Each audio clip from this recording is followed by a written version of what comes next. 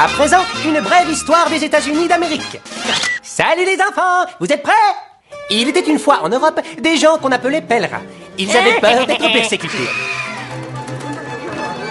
Alors, ils voguèrent vers le Nouveau Monde pour ne plus jamais avoir peur. Oh, comme je suis détendu! Oh, je me sens drôlement bien! Mais dès leur arrivée, ils furent accueillis par des sauvages et à nouveau ils eurent peur.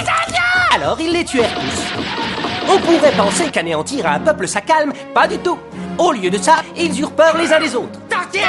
Alors ils brûlèrent les sorcières. En 1775, ils commencèrent à tuer les Anglais pour devenir libres. Et ils réussirent, mais ils n'étaient toujours pas tranquilles. Alors ils passèrent le deuxième amendement qui autorisait les Blancs à détenir une arme. Toi, mon âme, je t'adore. Mon âme, je t'adore. Ce qui nous amène à l'idée ingénieuse de l'esclavage. Il faut savoir, les enfants, qu'à l'époque, les Blancs avaient même peur de bosser. Alors ils allèrent en Afrique, kidnapper des milliers de Noirs, les ramenèrent et les forcèrent à bosser dur pour rien.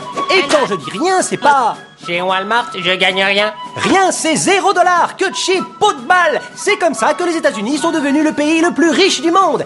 Est-ce que tout ce pognon et ce travail gratos, ça a calmé les Blancs? Sûrement pas. Ils eurent encore plus peur. Parce qu'après 200 ans d'esclavage, il y avait plus de Noirs que de Blancs dans le Sud. La suite est facile à deviner. Les esclaves se rebellèrent et commencèrent à trancher la tête de leur maître. Les Blancs flippaient complètement et disaient « Je veux vivre, ne me tue pas, grand homme noir !» Samuel Colt tomba à pic en 1836 avec son arme qui tirait plusieurs coups sans qu'on ait à la recharger. Les Blancs du Sud hurlèrent. Mais c'était trop tard. Le Nord avait gagné la guerre de sécession et affranchi les esclaves. Ils étaient libres de tuer leur maître. Et eux disaient « Oh non, nous allons mourir !» Les esclaves ne se vengèrent pas. Ils voulaient juste vivre en paix. Mais il n'y avait pas moyen de convaincre les Blancs.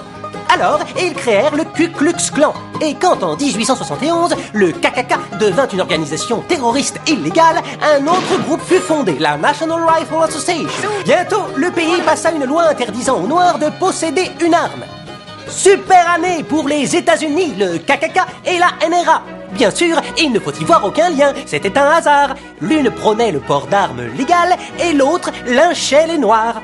Tout ceci dura jusqu'en 1955, quand une femme noire viola la loi en refusant de s'asseoir au fond du bus. Les Blancs étaient sciés. Pourquoi elle reste là? Qu'est-ce qui se passe? Il y eut une de ces pagailles. Les Noirs exigeaient des droits et les Blancs balisaient à mort et hurlaient « Sauvez-vous! Sauvez-vous !»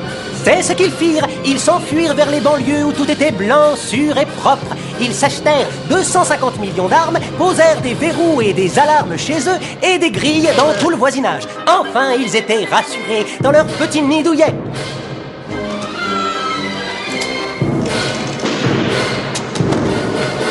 Et ils vécurent heureux jusqu'à la fin des temps.